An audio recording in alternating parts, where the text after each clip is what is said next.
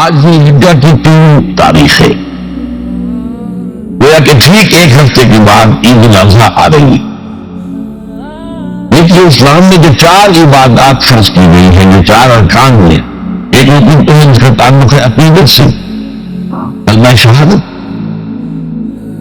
اور 4 ارکان وہ ہیں جن کا تعلق عبادات سے، نماز، روزہ، حج اور زکات۔ ان میں ایک عجیب قسم کی تقسیم ہے، مثلاً 2 جمع 2 کی تقسیم بنتی ہے۔ 2 عبادات ان میں سے وہ ہیں جو ہر مسلمان کو فرض ہے، امیر ہو، غریب ہو، مرد ہو، عورت ہو، ہر ایک پر نماز اور روزہ، یہ 2 چیزیں ہر ایک پر فرض۔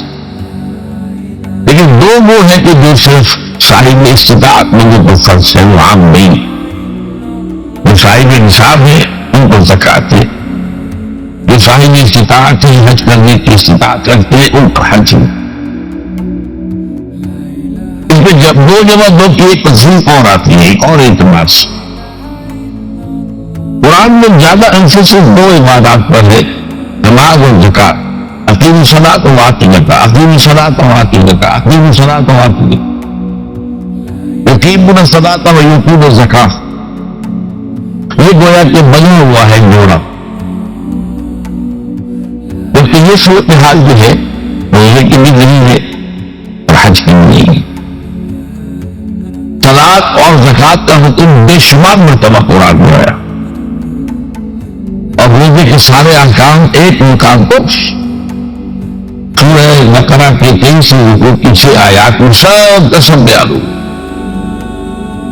باقی تو بعض جگہوں پر اس کا 33 اعتبار سے تذکرہ ہے کہ اگر کوئی کفارہ ادا کرنا ہے اس کے لیے اتنے روزے رکھو، ورنہ یہ ہے کہ روزے کا اپنی جگہ پر مستقل بذات جگہ ذکر یا حکم ضرور ہے۔ اس اعتبار سے غور کیجیے، حج کا معاملہ بھی یہی ہے۔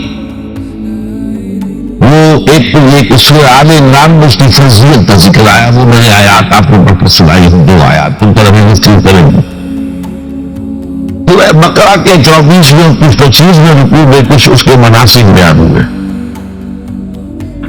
سورہ حج کے 4ویں رکوع میں اس کے مناسک بیان ہوئی، بس باقی پورے قرآن میں تو اس کا ذکر نہیں ہے۔ تو اس اعتبار سے فرق ہو گیا 2 جمع 2 کا۔ لیکن یہ جو ان کی اہمیت اس اعتبار سے کم ہو گئی ہے، اللہ تعالیٰ کی عجیب حکمت نظر آئی کہ ہماری جو 2 عیدیں ہیں وہ ان 2 عبادات کے ساتھ منسلک کرتی ہے۔ روزوں کے خطاب پر عید الفطر، حج کے ساتھ عید الاضحیٰ۔ تو گویا کہ ان 2 عبادات کی اہمیت میں اگر کسی درجے میں کوئی کمی محسوس ہوتی ہے قرآن مجید کے بیان کے حوالے سے، اس کی تلافی اس سے ہو جاتی ہے کہ عیدیں ہماری 2 عیدیں، 2 تہوار ہیں، اور وہ ان 2 عبادات کے ساتھ جوڑتی ہے۔ اب آخری بات سمجھیے، 3 جمع 1 کی بھی ایک تفریق ہے۔ 3 عبادات وہ ہیں جو موقت ہیں صرف، یعنی معلق بالزمان، ان کا تعلق وقت کے ساتھ ہے، یہ نہیں کہ کسی خاص جگہ سے مطابق۔ نماز ہر جگہ فرض ہے، ہاں البتہ اس کا وقت آئے گا، اگر سورج جو ہے اس سے نہار سے ڈھلکے گا تو ظہر کا وقت ہوگا۔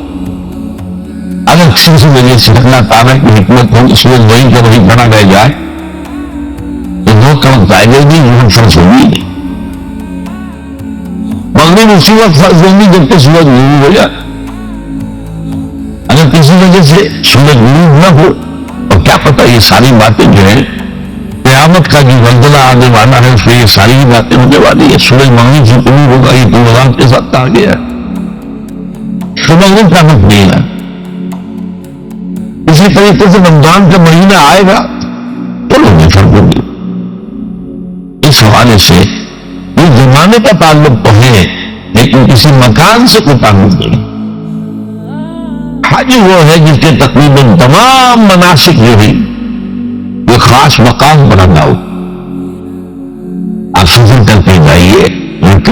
اور جائیے اللہ کے گھر کا طواف کیجیے، وہاں سے روانگی ہوتی ہے یوم تربیہ، 8 جنوری کو نکلیے اور جا کر منا میں قیام کیجیے ایک رات، پھر 9 کی صبح کو نکلیے عرفات جائیے، عرفات میں شام کا قیام رہے گا، لیکن مغرب کی نماز کے وقت کے بعد وہاں سے نکلیں گے، مغرب وہاں پڑھیں گے نہیں، یہ جا کے مزدلفہ بھی پڑھی جائے گی عشاء کے ساتھ کے بعد، چاہے کتنی دیر ہو جائے، پر یہ ساری چیزیں ایک خاص مقام کے ساتھ ہے، منسلک ہے، ہر جگہ پر یہ ادا نہیں ہو سکتا۔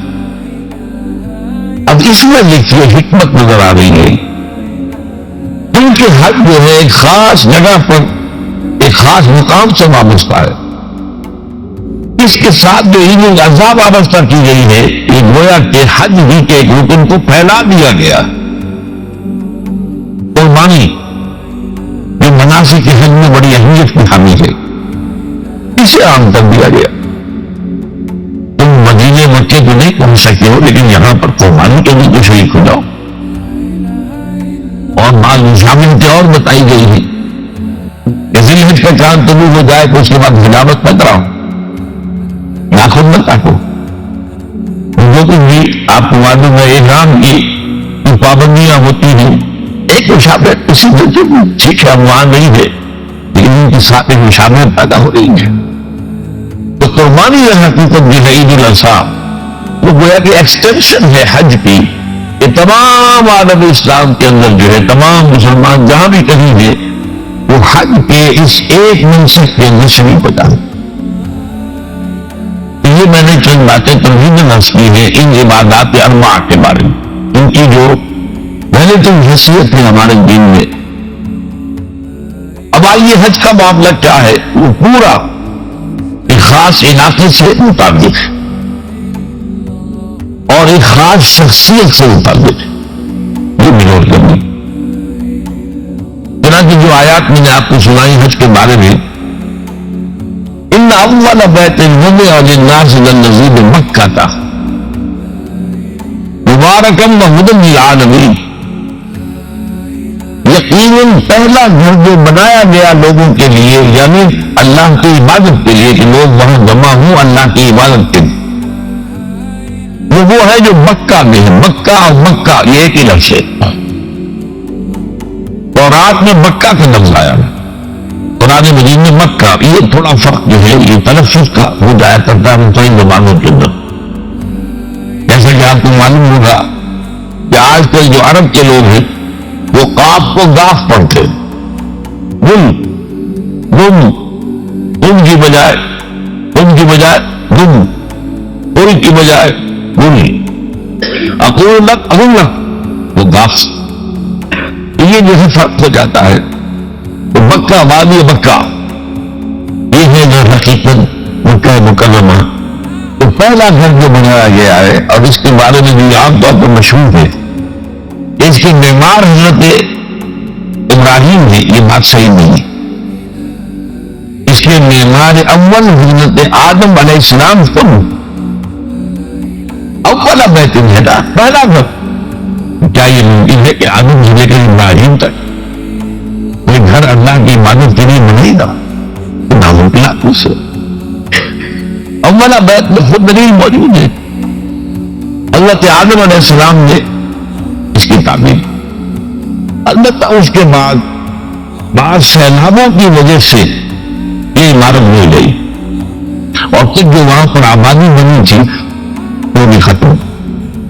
یہ ایسے آتے ہیں، آپ کو معلوم ہے یمن میں جب ان کا ایک بند ٹوٹا تھا بہت بڑا قد معارم، تو پھر وہاں جو ان کی خوشحالی تھی اور جو وہاں پر جو باغات تھے اور جو کھیتیاں سب برباد ہو گئی، اور وہاں سے لوگ جو نقل مکانی کرنے تو مجبور ہو گئے۔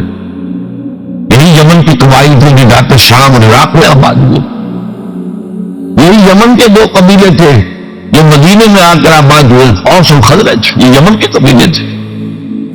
اس بند کے ٹوٹنے کے بعد اگر خدا نہ خواستہ خدا نہ خواستہ خدا نہ خواستہ اگر ہمارا تربیرہ ڈن ٹوٹ جائے کیا ہوگا؟ پچھلے دنوں خبریں آئی اخبارات میں کہ ہندوستان میں غور ہو رہا ہے اس پر تلگیلا ڈیم کو اڑا دو. وہ سوچتے ہیں پاکستان کو ختم کرنے کی سبیل کیا ہو سکتی ہے؟ تو بڑی سمپل ہے اور بڑا آسان کام. بمبارڈمنٹ کر دینا جو ہے ٹھیک ہے، ان کا جہاز آئے اس کو ہم گرا بھی لیں گے، پھر کچھ تو اثر یہ ہے وہاں پر وہ اپنے بم جو ہے وہ ہدف کے اوپر گرا جائیں گے. کیا ہوگا؟ وہ سمجھیے کہ جو سونامی کا آیا تھا سیلاب، وہ سونامی کا سیلاب آئے گا بھارت کو، پاکستان کو، اور ہر چیز سمجھ برباد. کم سے کم چیز سمجھیے کہ تقریباً 100 میل کی چوڑائی میں، اور یہ سب جو ہے ہندوستان بن جائے گا، ہر چیز ختم ہو جائے گی. خدا نہ خواستہ، خدا نہ خواستہ. دوبارہ سرد معارک کے بعد یہ صورتحال واقع ہوئی تھی. اس کے بعد سے یہ جو ہے جو ہے یہ اللہ کا گھر یہ جو ہے گرا ہوا تھا. اس کی کوئی ہم صرف یہ کہ قواعد رہ گئے تھے. قواعد کہتے ہیں کوئی بنیادیں ہوتی تھیں، وہ پھر اللہ تعالیٰ نے حضرت ابراہیم کو بتائی کہ یہ ہیں بنیادیں جن پر دل گھر ہوتا تھا. وَإِذْ يَرْفَعُ إِبْرَاهِيمُ الْقَوَاعِدَ مِنَ الْبَيْتِ وَإِسْمَاعِيلُ، ان بنیادوں پر حضرت ابراہیم اور اسماعیل نے مل کر دو معماران حرم نے یہ عمارت جو ہے دوبارہ تعمیر کی ہے. تو گویا کہ حضرت ابراہیم علیہ السلام معمار دوم ہے، معمار اول جس کا جو ہے وہ خود حضرت آدم علیہ السلام. یہ آیات بینات مقام ابراہیم، مقام ابراہیم میں یوں وہاں گئے ہیں، انہوں نے دیکھا ہے ایک پتھر تھا جس پر کھڑے ہو کر حضرت ابراہیم علیہ السلام تعمیر کر رہے تھے. اب آج تو آپ کو معلوم اس کے فولڈنگ لگ جاتی ہے، بانس لگ گئے، یا آج کل تو یہ پائپ سے لوہے کے اس سے لگا کر جیسی جیسی اٹھتی جا رہی ہے اسی طریقے سے ساتھ جو ہے وہ چل رہے ہیں اور ان کے اوپر کھڑے ہو کر تعمیر ہو رہی ہے. اس وقت کچھ نہیں تھا. ایک پتھر ایسا تھا کہ جو خود بخود اٹھتا تھا اللہ تعالیٰ کے اٹھانے سے، نہیں کہیے کہ ملائکہ کے اٹھانے سے، اور اسی پر حضرت ابراہیم کھڑے ہو کر وہ پتھروں کے اوپر پتھر رکھتے جا رہے. اور اس کی وجہ سے اس پتھر کے اوپر کتنی دیر کھڑے رہنا ہوا ہوگا حضرت ابراہیم علیہ السلام کا، اس پر ان کے پاؤں کے نشان ہیں. وہ ہے مقام ابراہیم. آپ نے دیکھا ہوگا کہ وہاں ایک بہت خوبصورت قسم کا ایک پیلا سا بنا ہوا ہے، اس کے اندر وہ مقام ابراہیم ہے. اور جب بھی طواف کرتے ہیں تو طواف کے بعد 2 رکعتیں جو ہے وہ پڑھی جاتی ہے ابراہیم، مقام ابراہیم کے پیچھے جتنا بھی قریب تک ہو کر پڑھا جا سکے، لیکن بہرحال رک ہونا ہے. یہ آیات بینات مقام ابراہیم. ومن دخلہ کان آمنا. تو ایک تو یہ کہ وہ نشانیاں ہیں، وہ اللہ تعالیٰ جن لوگوں کی کہ دل کی آنکھ کھلی ہو، روحانی آنکھیں کھلی ہو، ان کو دکھاتا ہے. اور ایک وہ ہے کہ جو ہماری سامنے کی ظاہری آنکھوں کو بھی نظر آتی. یہ نوٹ کر دیجیے کہ یہ مقام امن کا گہوارہ رہا. عرب میں عید، مار، قتل، غارت، قتل کے بنیے میں قتل، قتل کے جواب میں قتل. لیکن اس وقت بدترین دور میں بھی عربوں کا معاملہ یہ تھا کہ کوئی شخص فرض کیجیے کہ کئی مہینے سے اپنے باپ کے قاتل کو ڈھونڈ رہا ہے تاکہ قصاص لے سکے، بدلہ لے سکے، اسے کمی کر سکے. مجھے کہیں نظر نہیں آ رہا. اچانک حرم میں نظر آ جاتا ہے، وہاں وہ نقصان نہیں پہنچائے گا. یہ امن ہے. اللہ تعالیٰ نے اسے امن کی جگہ بنایا ہے. بلد الامین کہا گیا ہے، امن والا شہر. یہ جو ہے یہ تو آج تک بھی اس کی جو برکت ہے وہ نظر آتی ہے. ومن دخلہ کان آمنا وللہ علی الناس حج البیت من استطاع الیہ سبیلا. اور اللہ کا حق ہے اپنے بندوں پر کہ وہ حج کریں اس گھر کا جو کوئی بھی استطاعت رکھتا ہو سفر. اگر زیادہ راہ ہے، خرچہ ہے، جانے آنے کے اخراجات مہیا ہے، اور یہ کہ آپ پیچھے جن کو چھوڑ کر جا رہے ہیں ان کے لیے بھی اتنے وقت کا جو ہے وہ انتظام ہے کھانے پینے کا، گزارے کا، نان رکھنے کا، تو آپ کا حج فرض ہو گئے. اب اگر اس فرضیت کے بعد کوئی شخص تاخیر کرتا ہے تو بڑے گناہ میں مبتلا ہے. جیسے ہی فرضیت ہو جائے پہلا کام جو ہے، پہلا قرض جو ہے یہ سمجھیے یہ اللہ کا قرض ہے بندوں پر. یہ لام جو آتا ہے لام اعلیٰ، لام کسی کے حق کے لیے، اعلیٰ کسی کے اوپر حق پر. وَلِلَّهِ عَلَى النَّاسِ حِجُّ الْبَيْتِ مَنِ اسْتَطَاعَ إِلَيْهِ سَبِيلًا. لیکن اللہ کا حق ہے لوگوں پر، لوگوں کے ذمے. یہ قرض ہے اللہ کا. ان کے گھر کا حج کرے، جائے، طواف کرے اور جو بھی اس کے مناسک ہیں ادا کرے اور وہیں پر قربانی کرنی ہے. لِيَشْهَدُوا مَنَافِعَ لَهُمْ وَيَذْكُرُوا اسْمَ اللَّهِ فِي أَيَّامٍ مَّعْلُومَاتٍ عَلَىٰ مَا رَزَقَهُم مِّن بَهِيمَةِ الْأَنْعَامِ فَكُلُوا مِنْهَا وَأَطْعِمُوا الْبَائِسَ الْفَقِيرَ. اسی کے اندر جو مناسک کی قربانی بھی ہے. افریقہ میں آپ کو معلوم ہے، شمالی افریقہ میں زیادہ تر لوگ ہیں جیسے کہ ہندوستان پاکستان میں ویسے ہی، لیکن آپ جنوب میں چلتے جائیے تو رنگ گہرا ہوتا چلا جائے گا. انتہائی سب آ گئے، شکلیں جدا ہیں، زبانیں جدا ہیں، لیکن سب کے سب جو ہے ایک ہی نغمہ ان کی زبان پر ہے. ایک ہی نغمہ، کہیں واضح کہیں مبہم. تو ایک مذہب لبیک اللہم لبیک لبیک لا شریک لک لبیک ان الحمد والنعمت لک والملک لا شریک لک.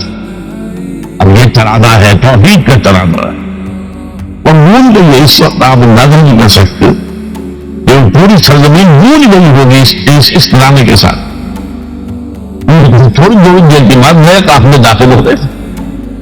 ابھی ایک قافلہ جو ہے اس نے کئی مکمل کیے، شامل ہو گیا. بلکہ اس کے دوران ابھی اس کا ختم نہیں ہوا، یہ تیسرا قافلہ چلا رہا.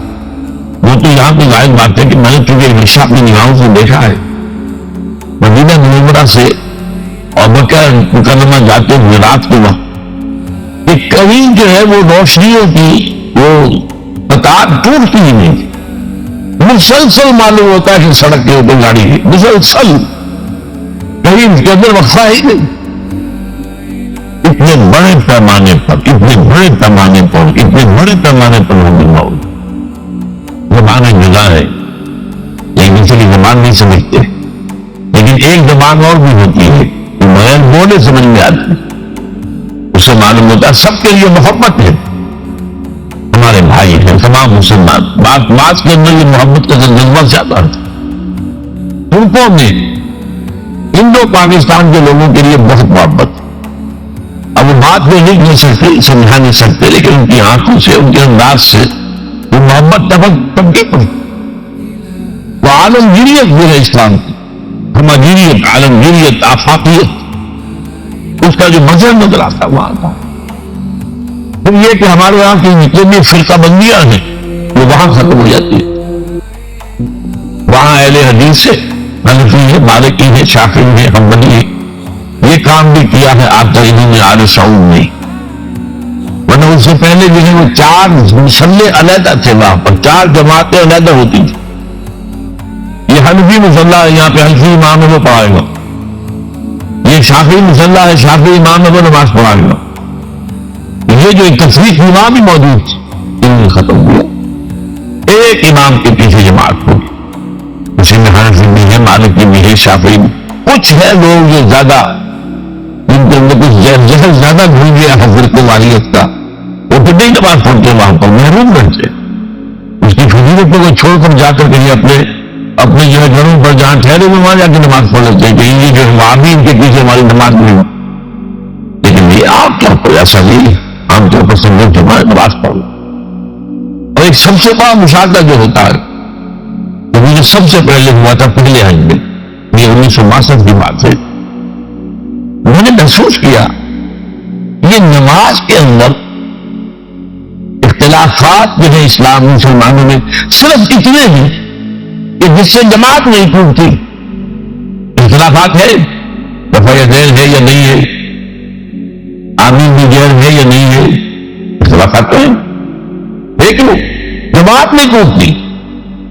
وہ جو دل ہے، دل جیسے کہ دل ہوتی ہے، آدمی ریڈ ہو رہی ہے، وہ دل ختم نہیں ہوتی. ایسا نہیں ہے. میں نے جب سوچا اگر کسی مسلک کے نزدیک رکوع بھی 2 ہوتے، جیسے سجدے دو ہیں، تو وہ لوگ تو ایک رکوع کے بعد دوسرا رکوع کرتے ہیں اور باقی لوگ سجدے میں چلے گئے ہوتے، جماعت ٹوٹ جاتی۔ یا اگر کسی کے نزدیک ہر رکعت کے اندر جیسے رکوع ایک ہے سجدہ بھی ایک ہی ہوتا، تو کچھ لوگ تو ایک سجدہ کر کے کھڑے ہو جاتے ہیں اور دوسرے لوگ یہ دوسرا سجدہ کر رہے ہوتے ہیں، جماعت ٹوٹ جاتی۔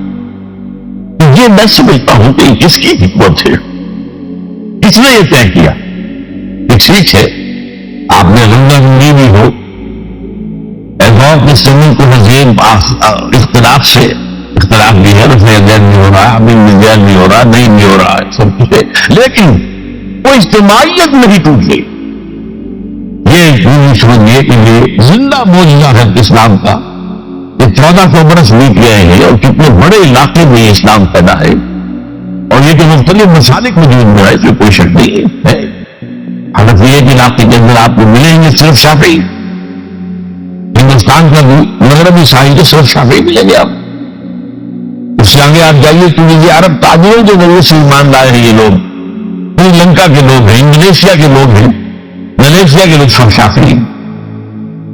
ہندوستان میں چونکہ اوپر سے شمال سے آیا ہے اسلام، یہ ترکوں کے ذریعے سے آیا ہے، اور وہ کٹر حنفی تھے، یہاں حنفیت تھی، تو یہ کٹر حنفی، یہ ترکی تو تھے جو آئے تھے۔ یہ کون تھا؟ محمود غزنوی کون تھا؟ تبرکین کون تھا؟ عرب نگین کون تھا؟ مقیار مکاکی کون تھا؟ قطب الدین مقیار یہ کون تھے؟ سب تو اور قربی کون؟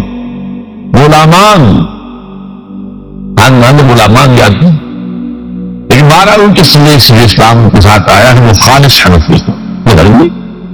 وہاں جا کر سب جمع ہوا ایک وحدت کے اندر، یہ سب مشاہدات وہاں کے ہوتے ہیں جو ہماری ظاہری آنکھوں کو بھی نظر آ جاتا، اس کا کہ اب کے اوپر وہاں گہرا اثر پڑتا ہے۔ اب میں ایک نہیں لے رہا ہوں، یہ جو قربانی کا مسئلہ ہے اس کے بارے میں ایک زمانے میں تو بہت ممکن حدیث کی طرف سے اس کے خلاف بڑی جو ہے ایک مہم چلی تھی کہ ختم کیا جائے اس کو، یہ خاکہ جو ہے خرچ ہوتا ہے بہت بڑا اور ضائع ہوتا ہے گوشت،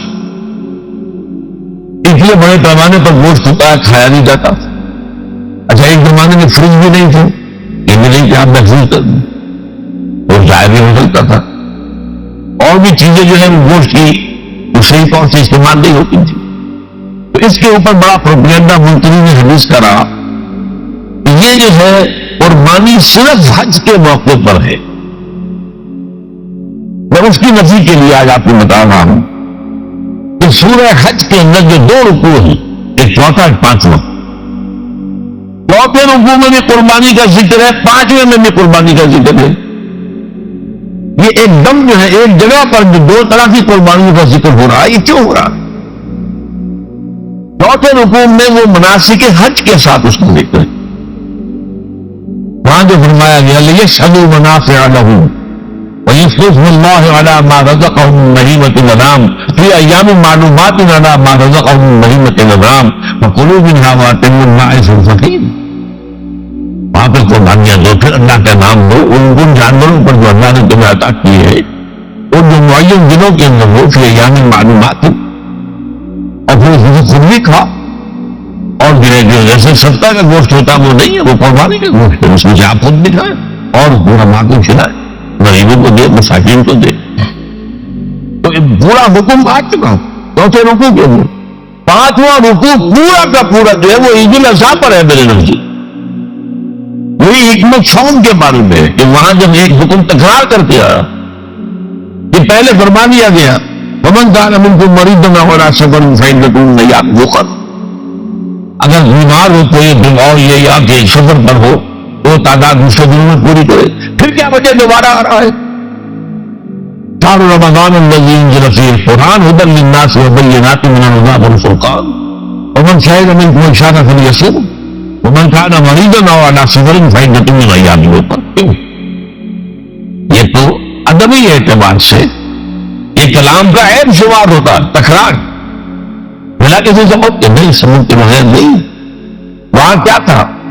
وہاں ان 2 رعایتوں کے ساتھ تیسری بھی شامل تھی کہ اگر صحیح ہو اور نہیں ہو پھر بھی روزہ نہ رکھو، تو ایک مسکین کو کھانا کھلا دوں. یہ رعایت ختم ہوئی ہے رمضان کے روزے کے ساتھ. اب رکھنا پڑے گا روزہ. اور اگر بیمار ہو یا سفر پر ہو تو ٹھیک ہے, دوسرے دنوں میں پورا کرو, پورا کرنے کا بھی ہو. اس میں یہ چیز جو ہے یہ در حقیقت کسی وجہ سے ہو. بالکل یہی بات ہے سورہ حج کے چوتھے رکوع کے اندر وہ جو قربانی ہے حج کے ساتھ اس کا ذکر آ چکا. اب سنیے یہ جو آ رہا ہے, فرمایا وَلِكُلِّ أُمَّةٍ جَعَلْنَا مَنْسَكًا, ہر امت پر ہم نے ایک جو ہے قربانی کا معاملہ نازل جو ہے فرض کیا. میں نے تو آج شروع میں کہا تھا کہ صوم اور حج میں مشابہتیں ہیں, لیکن صوم کا حکم بھی آیا تھا تو کس طور سے آیا تھا؟ یا ایھا الذین آمنوا کتب علیکم الصیام کما کتب علی الذین من قبلکم لعلکم تتقون. اہل ایمان تم پر روزہ رکھنا فرض کیا گیا جیسے کہ فرض کیا گیا تھا ان پر جو تم سے پہلے تھے. یہاں پر اسی حوالے سے بات ہو رہی ہے. اے مسلمانوں, یہ قربانی صرف تم پر فرض نہیں کی جا رہی, یہ تو ہر امت پر, ہر نبی ہر رسول کی امت. وَلِكُلِّ أُمَّةٍ جَعَلْنَا مَنْسَكًا لِيَذْكُرُوا اسْمَ اللَّهِ عَلَيْهَا, تاکہ وہ نام لے اللہ کا, عَلَىٰ مَا رَزَقَهُم مِّن بَهِیمَةِ الْأَنْعَامِ, جو کچھ اللہ تعالیٰ نے انہیں رزق دیا ہے یہ چوپائے جو ہیں حیوانات کے سو کے, ان پر اللہ کا نام لے کر چھری پھیری جائے, اللہ کے نام سے ان کو ذبح کیا جائے. فَإِلَٰهُكُمْ إِلَٰهٌ وَاحِدٌ فَلَهُ أَسْلِمُوا. یہ جان لو کہ اس قربانی کی اصل روح کیا ہے؟ وہ یہ ہے کہ اللہ تمہارا ایک الہ ہے, اسی کے سامنے تمہیں صحیح مکانا ہے. یہ روح ہے تقویٰ اگر نہیں ہوگی یہ قربانی بے معنی ہو جائے گی. نماز و روزہ و قربانی و حج یہ سب کچھ بن جائے گی. اب یہ بھی ہوتا ہے 20-25 ہزار کے بچے جو ہیں لوگ لیتے ہیں, ان کو گھماتے ہیں پھراتے ہیں, ان کے اوپر ریشمی چادر چڑھاتے ہیں, جو ہے وہ مہندی لگا کر 12 وہ چیزیں جو ہے یہ اظہار اس طرح کا, یہ تو پسندیدہ نہیں ہے, یہ تو لوگوں کو دکھانے کی بات ہے اور اپنے پیسے کی جو ہے اپنی دولت کے اظہار کا ایک ذریعہ ہے. لیکن یہ کہ مہارا قربانی انسان کرے اور یہ کہ اس کے اندر روح جو ہے تقویٰ کی وہ موجود ہوگی. فَإِلَٰهُكُمْ إِلَٰهٌ وَاحِدٌ فَلَهُ أَسْلِمُوا وَبَشِّرِ الْمُخْبِتِينَ. اور اے نبی ان لوگوں کو بشارت دے دیجیے کہ جو اللہ کے سامنے جھکے رہتے ہیں, خشوع و خضوع کی شکل اختیار کر. الذین اذا ذکر اللہ وجلت قلوبہم, وہ لوگ کہ جب اللہ کا نام لیا جائے تو ان کے دل لرز اٹھتے ہیں. والصابرین علی ما اصابہم, اور صبر کرنے والے جب ان چیزوں پر جو اللہ کی طرف سے اوپر آنے وہ مصیبتیں کو تکالیف. والمقیم الصلاۃ, اور نماز کو قائم کرنے والے. ومما رزقناہم ينفقون, اور جو کچھ ہم نے انہیں دیا ہے اس میں سے خرچ کرنے والے. یہ ایک نظام ہے پورا کا پورا جو آیت میں بیان کر دیا گیا, اس کا ایک جزء ہے وہ یہ بھی ہے وَلِكُلِّ أُمَّةٍ جَعَلْنَا مَنْسَكًا. یہ قربانی کا معاملہ جو ہے یہ بھی ہم نے ہر امت کے اوپر فرض کیا, ہر امت جو ہے اس کے اوپر لازم کیا گیا, اور مسلمانوں کے اندر بھی لازم کیا جا رہا. وَالْبُدْنَ جَعَلْنَاهَا لَكُم مِّن شَعَائِرِ اللَّهِ, اور یہ جو قربانی کے اونٹ ہیں یہ خاص طور پر کیونکہ عرب میں تو اونٹ کی قربانی ہوتی تھی, دوسرے جانور تو وہاں کم ہوتے, اور 12 اونٹ کی 3 کی بتا بھی اونٹ ہے. وَالْبُدْنَ جَعَلْنَاهَا لَكُم مِّن شَعَائِرِ اللَّهِ, یہ اللہ تعالیٰ کے شاعر میں سے یہ اونٹ جو ہے یہ قربانی کا اونٹ ہے, یہ مکے لے جایا جا رہا ہے. یہ بکرے اور یہ میڈے جو ہے یہ قربانی کے لیے یہ وہاں جا رہے ہیں, تو یہ بھی گویا کہ ایک طرح سے اللہ کی نشانیاں بن جاتی. ان کے حوالے سے اللہ تعالیٰ کا ایک تصور اور اللہ تعالیٰ کے ساتھ ایک ذہنی رشتہ قائم ہوتا ہے. لیکن فیہا خیر, تمہارے لیے اس میں خیر ہے, بڑائی ہے. چنانچہ جب وہ جاتے تھے حج کے لیے تو جو بھی ان کے ساتھ دودھ دینے والا جانور ہے قربانی کی نیت ہے, لیکن دودھ جو اس کا استعمال کر سکتے ہیں درمیان میں, اور بھی کوئی اگر ان کی کوئی چیز سے فائدہ اٹھانا ہو تو کوئی کیا ہے. فَاذْكُرُوا اسْمَ اللَّهِ عَلَيْهَا, تو اب ان کا اللہ کا نام لو اس کے اوپر. صاف سفید باندھ کر وہ دودھ کھڑے ہوتے ہیں اور ان کو نہر کیا جاتا ہے. آپ کو معلوم ہے ذبح نہیں ہوتا اونٹ, اتنا بڑا جانور ہے, جنگل کتنی موٹی ہے, اس کا ذبح کرنا بہت مشکل. نہر کہتے ہیں اس کو. کھڑا ہے اونٹ اور ایک برچھا چھوٹا سا برچھا ہے وہ اس کے یہاں گردن پہ، جہاں آ کے دونوں ہستیاں ملتی ہیں وہاں پر مارا جاتا، اور یہاں سے ایک بہت بڑی وین ہے وہ درختی ہے ایورٹا، وہ جو ہے ختم ہوتا ہے تو وہاں سے خون کا فوارہ آتا، اور اس کے بعد پھر وہ اونٹ کھڑا کھڑا وہ رفتہ رفتہ اس کا خون نکل جاتا ہے تو کمزور ہو کر نیچے گر جاتا ہے۔ یہ نہر ہے۔